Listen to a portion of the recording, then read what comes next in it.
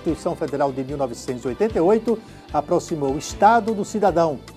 O programa de hoje esteve nas ruas e trouxe questionamentos da população sobre a Carta Magna do Brasil. Uma entrevista especial com o desembargador aposentado Netônio Bezerra responde a indagações da sociedade. Destaques do Sergipe Justiça está começando agora.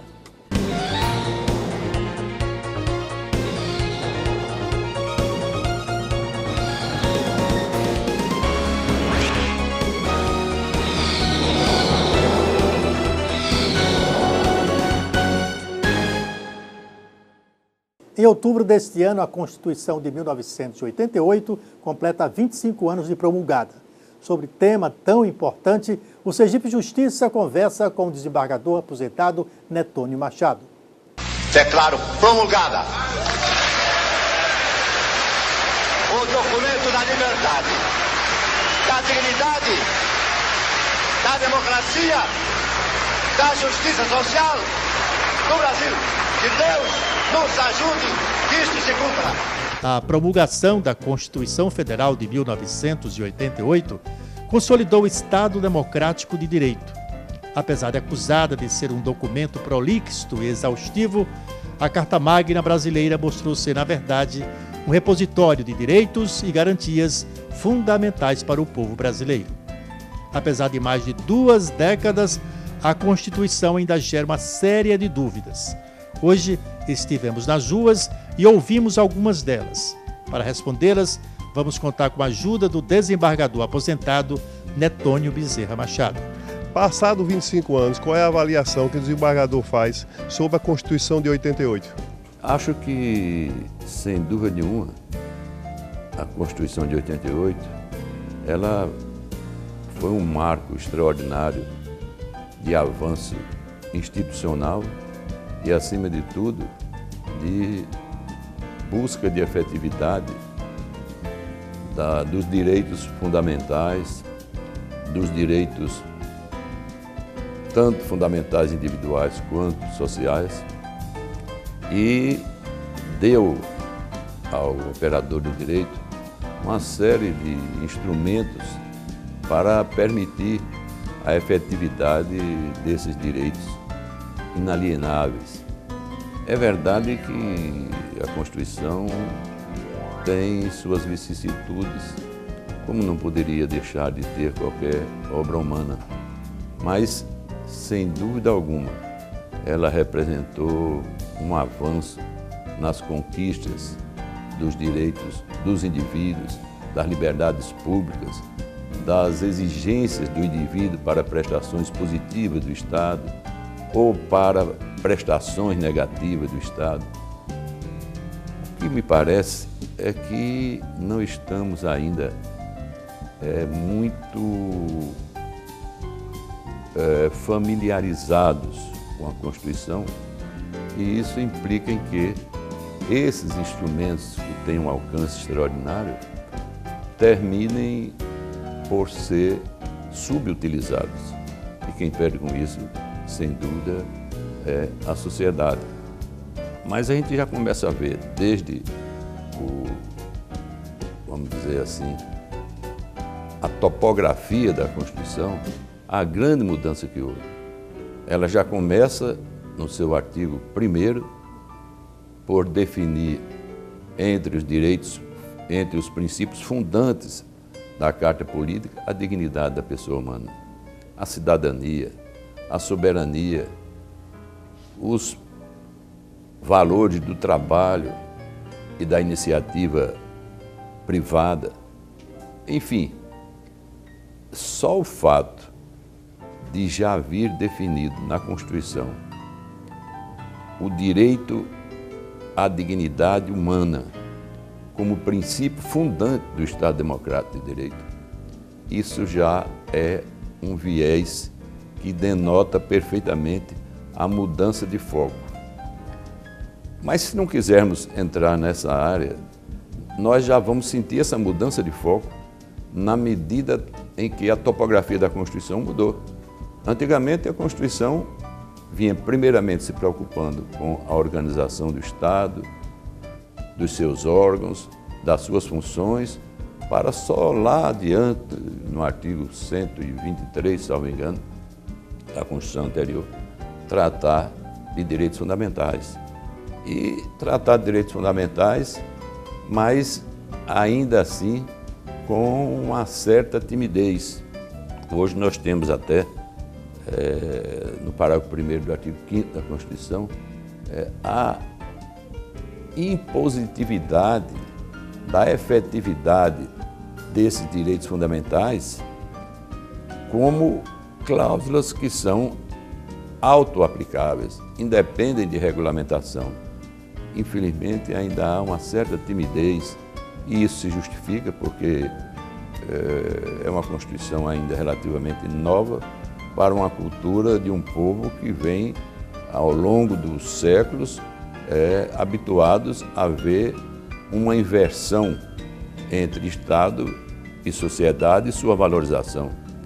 Nós estamos agora numa fase constitucional em que a prevalência não é da estaticidade, e Miguel Reale fala muito bem sobre isso, a prevalência é da socialidade. Então, os instrumentos estão aí, os papéis nitidamente definidos e ampliados das instituições dos três poderes, muito embora às vezes mal compreendidos esses papéis por alguns desses poderes, mas o fato é que temos a comemorar muito e muito mais do que a censurar na Constituição de 88. Na avaliação do senhor, a Constituição tornou o Estado mais preocupado com o cidadão? Sem dúvida nenhuma. É isso que eu acabava de dizer, que mudou o foco da Constituição. A Constituição antes tinha um foco voltado mais para a estaticidade, como se fora o indivíduo um instrumento do Estado, quando na realidade o Estado é um instrumento do indivíduo em sociedade. Primeiro se organiza a sociedade para depois se organizar o Estado. Um e outro, a organização da sociedade e a organização do Estado, tendo como fim princípio a realização do indivíduo. A Constituição de 88 é culpada pelo excesso da demanda do Judiciário? Ela é preocupada, sim, mas o problema da demanda passa não apenas pela atuação do Judiciário. O problema das demandas, ela passa basicamente por um arquétipo cultural de litigiosidade, que é o arquétipo brasileiro, e muito mais ainda pela ineficiência dos poderes públicos, notadamente o poder executivo, em não cumprir políticas públicas prioritárias que estão lá consagradas, definidas, não como programa, mas como impositividade de realização, as políticas de saúde, as políticas de segurança, as políticas de educação. E, infelizmente, o que vemos no Brasil é uma despreocupação, ou pelo menos uma preocupação muito menor do que devia existir na efetividade dessas políticas.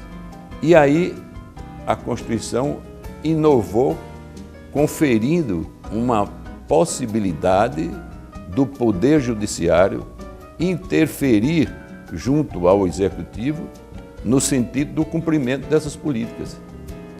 Disso decorre, em razão do desconhecimento de que a Carta Política, uma Constituição, é um instrumento político-jurídico, eu diria até mais político do que jurídico, e que, sendo a Constituição o ponto de unidade do ordenamento jurídico nacional, uma vez descumprida essa Constituição, o papel do Judiciário é exatamente fazer cumpri-la. Então, o que há infelizmente, ainda é uma certa incompreensão institucional em relação aos papéis dos atores que compõem as respectivas instituições. Se fala muito hoje, por exemplo, no ativismo judicial em tom pejorativo. Na realidade, o ativismo judicial equilibrado, exatamente seguindo os cânones traçados pela Constituição Federal, é uma necessidade dentro de um Estado democrático de direito, com essas posições dos atores que integram os diversos poderes desempenharem cada um o seu papel no momento certo e com a força imperativa que a Constituição confere. Então, quando há uma política positiva, uma política pública de prioridade absoluta, que o Poder Executivo não cumpre, na realidade, quando o Judiciário atua no sentido de fazê-la cumprir, o Judiciário faz em nome do respeito à Constituição. Ele não está interferindo no poder. Ao contrário, ele está dizendo ao poder: olha, poder, é seu dever, porque a Constituição assim o disse, executar essas políticas. Se não executa, o Judiciário provocado, ele tomará as iniciativas para que essas políticas sejam efetivamente executadas. Essa é a determinação, esse é o mandamento, essa é a ordem estabelecida no instituto maior do nosso ordenamento jurídico, que é a Carta Política, sem dúvida.